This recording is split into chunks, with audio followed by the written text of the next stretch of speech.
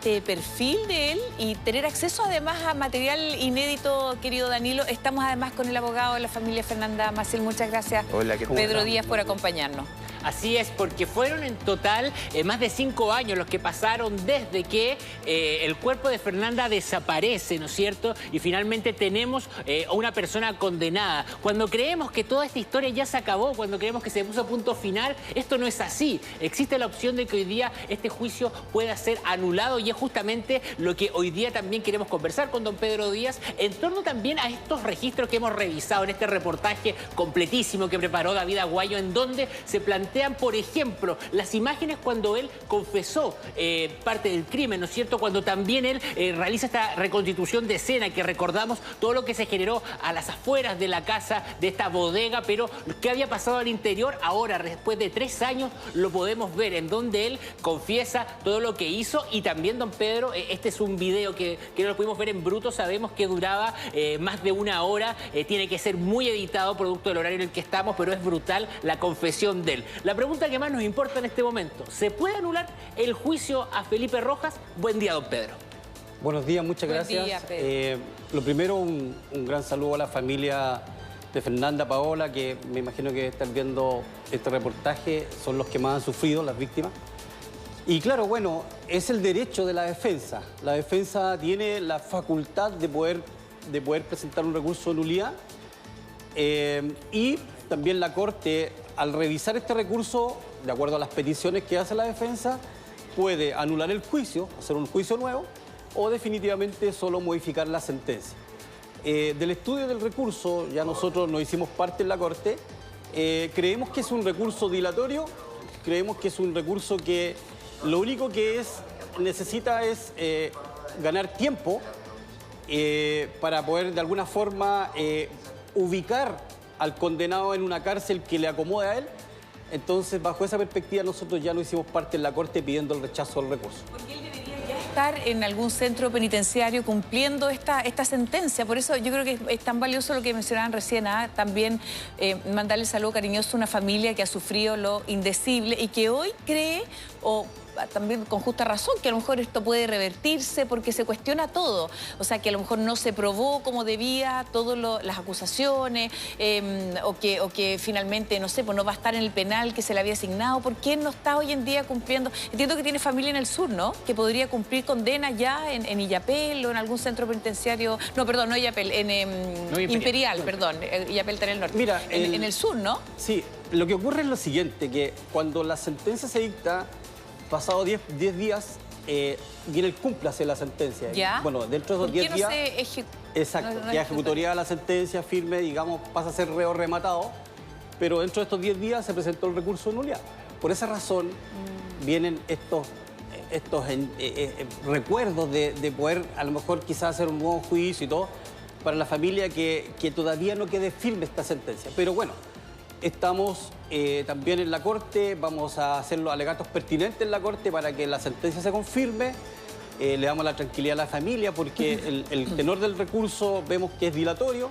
Entonces, bajo esa perspectiva, como ha sido este juicio, la defensa se ha encargado de crear una falsa expectativa respecto de las pretensiones de este condenado. Y bueno, eso es lo que hoy día se está discutiendo en la Corte y los ministros están en sus manos ahora resolver. ¿Quién más, Danilo, abogado, quién más se puede hacer? O sea, tenemos este material inédito que además es tremendamente valioso, donde ya se sitúa en el sitio del suceso, participa de la reconstitución, donde reconoce. O sea, ¿qué más se necesita? ¿Qué más se necesita? La pregunta, por favor.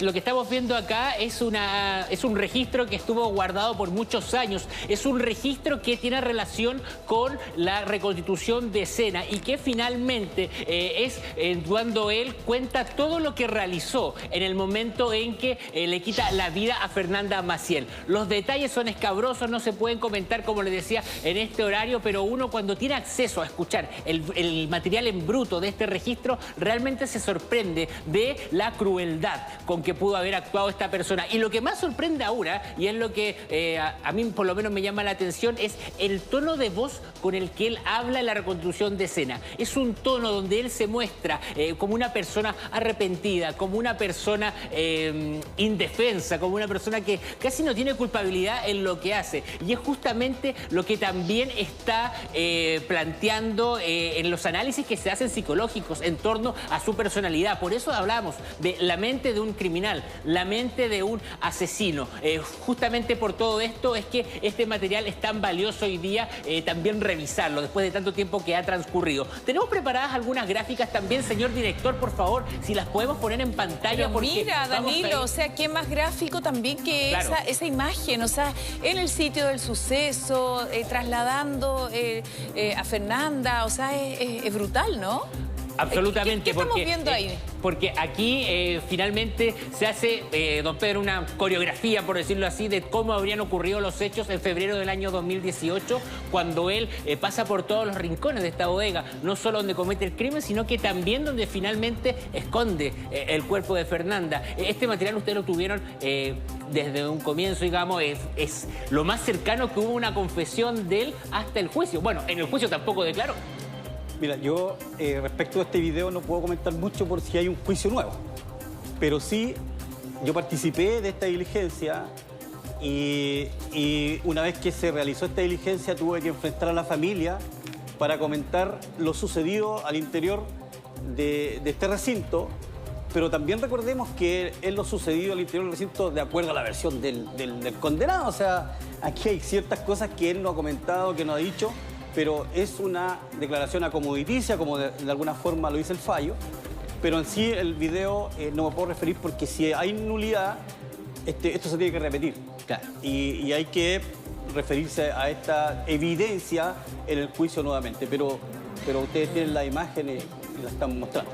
Señor director, por favor, le pido las gráficas que tenemos preparadas porque vamos a hacer una pequeña recapitulación y viendo algunos puntos también que tienen relación con esta historia. Felipe Rojas Lobos, condenado a presidio perpetuo calificado, 40 años de prisión efectiva. ¿Qué quiere decir esto? Que recién, al cumplir 40 años de prisión, puede postular algún beneficio. Lo más alto que tiene nuestra legislación es lo más alto, ¿no? Y es lo que buscaba el Ministerio Público, lo que buscaba la parte querellante y, por supuesto, lo que también buscaba la familia.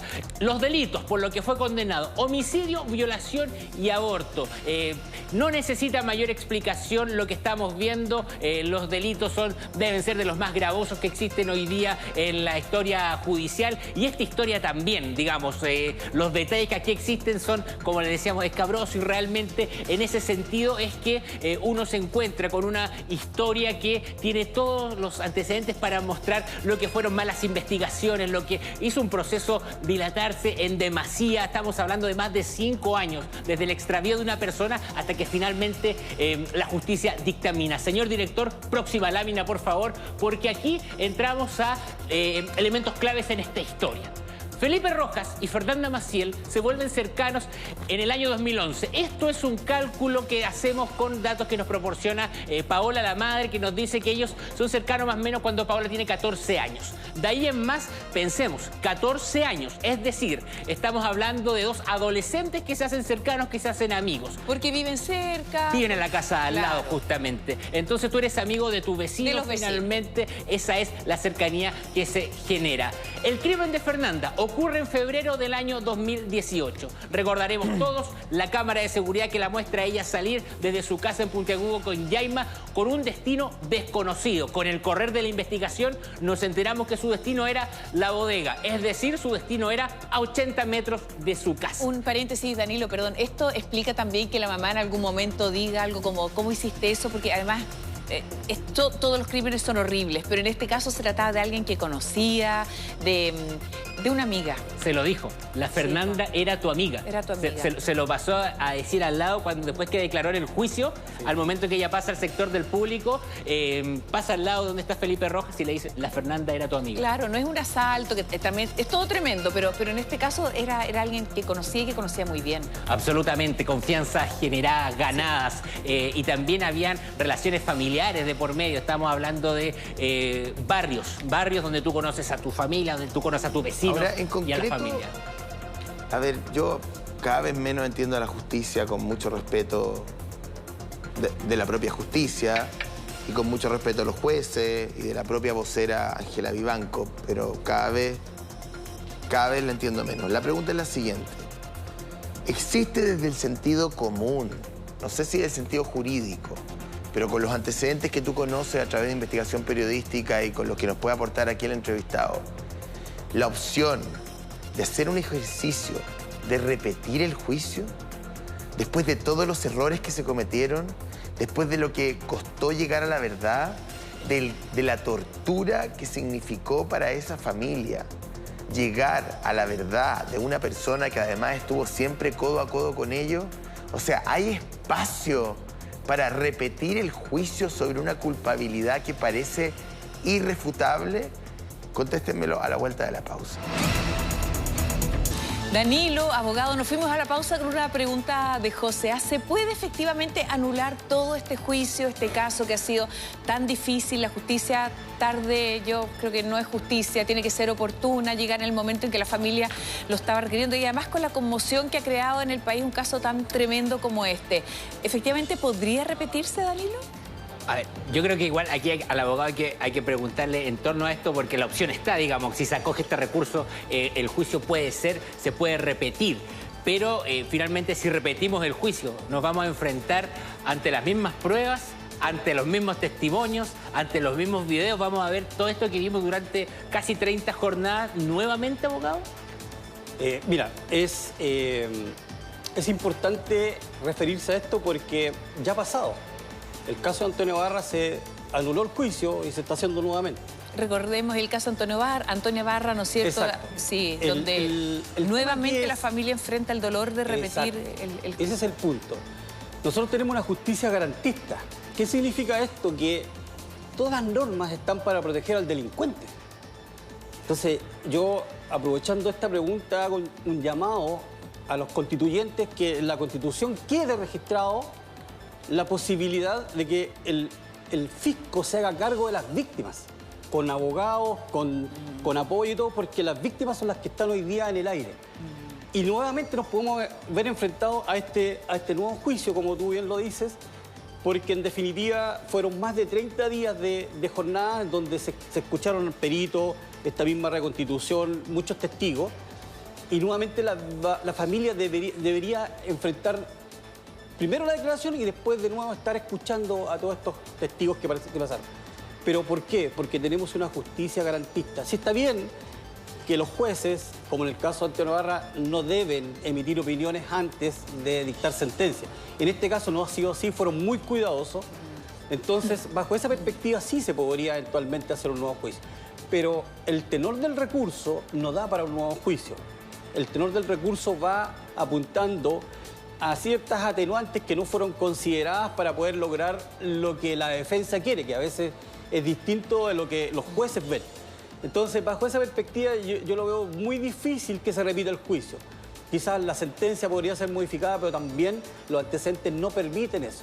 Hay una sentencia contundente en donde se recogieron todas las aristas, la perspectiva de género. Este vecino que traicionó a la vecina y que traicionó la amistad por 10 años, también fue recogida como un agravante muy calificado. Un diseño, una planificación además. Exactamente. Entonces, bajo esa perspectiva yo lo veo poco probable, pero la justicia tiene que pronunciarse al respecto. Hay que esperar justamente a la justicia, Karen, y retomamos esto que estábamos contando en torno a esta cronología o hitos que marcaron la historia entre Felipe y Fernanda Maciel.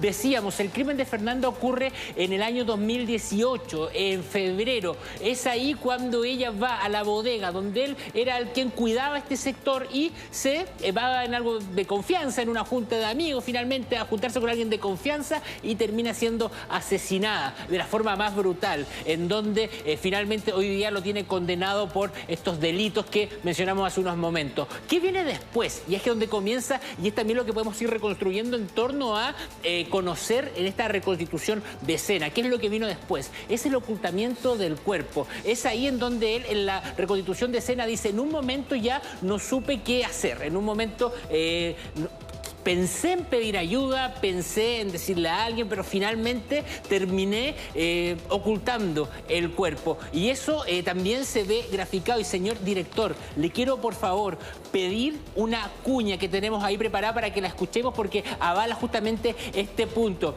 y que tiene relación con la cuña número 3, por favor, que esa es, creo yo que es la cuña número 3, que es la fundamental también para entender la personalidad y que nos va a entender también cómo ha planificado la defensa, cómo ha planificado todo lo que tiene relación con la forma en que él ha encarado justamente este juicio. Escuchamos las declaraciones de Felipe Rojas en la reconstitución de escena.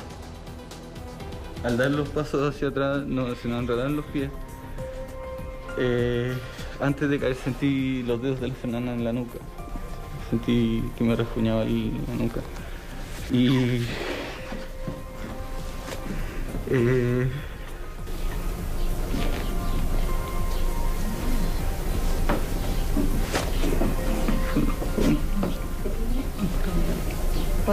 ¿Podemos hacer Perdón, ¿puedo parar un segundo?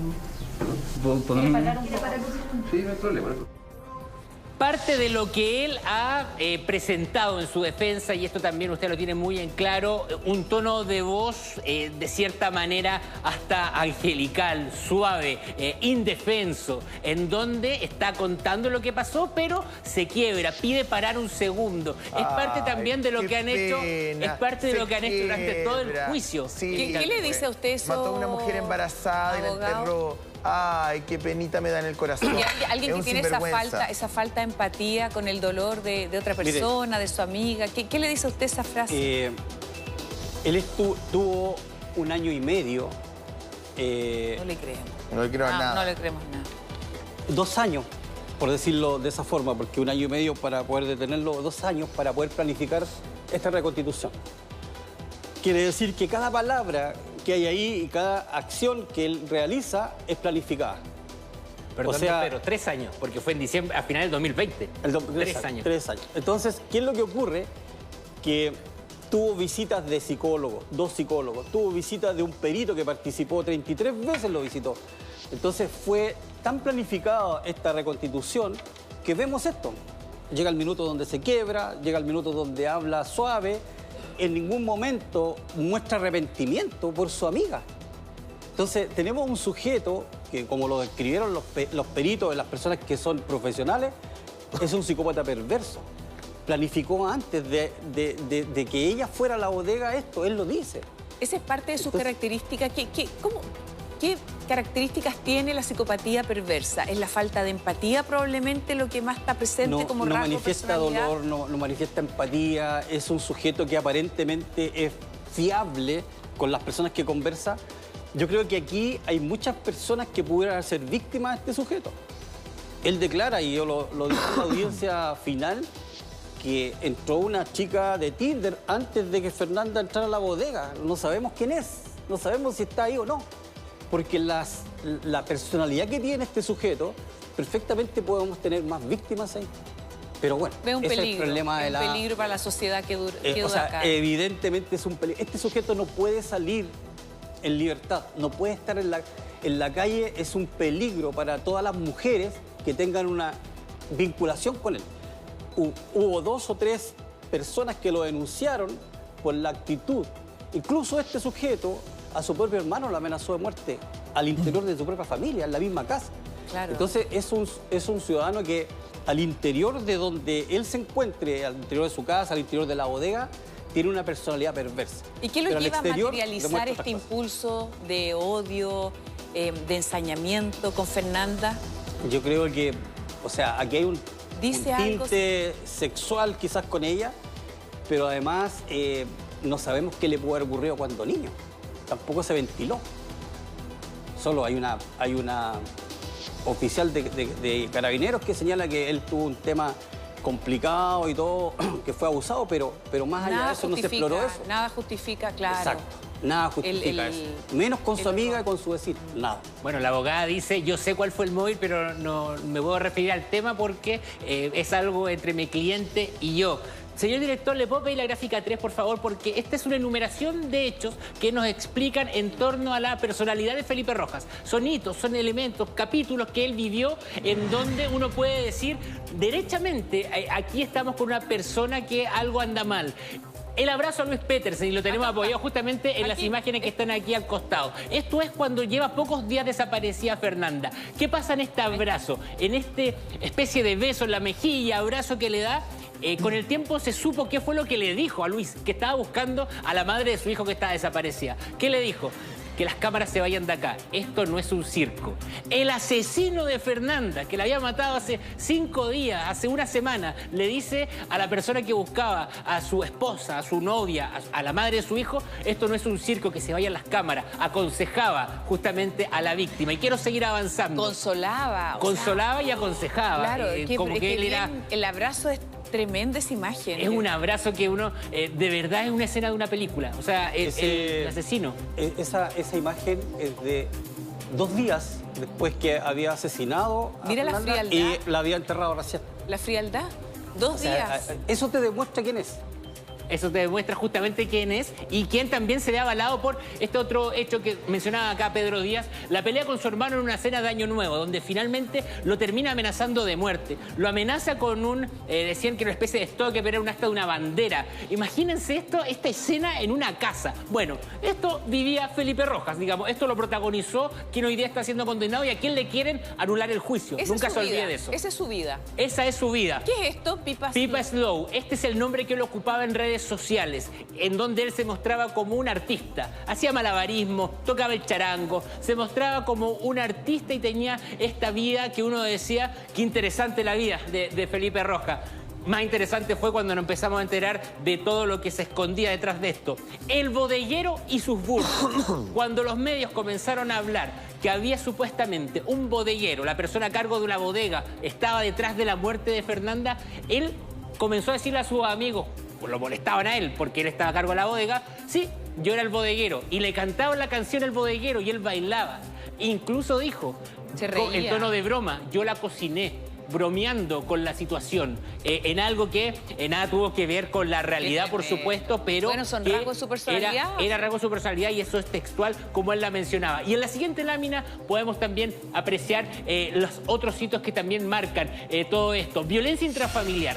Hay una denuncia por amenaza a una pareja, a una novia, cuando... ¿Que no fue a la que él le confesó? No fue ella. Fue anterior. Y cuando hace esta denuncia y llega Carabineros a hablar con ella, él llama a la novia, la llama, y ella pone altavoz para que Carabineros escuche. Y él dice, no digas nada que yo soy violento, no menciones nada de mi personalidad. Él siempre está preparando los escenarios. Vuelvo a preguntar por algo que nunca ha quedado tan claro.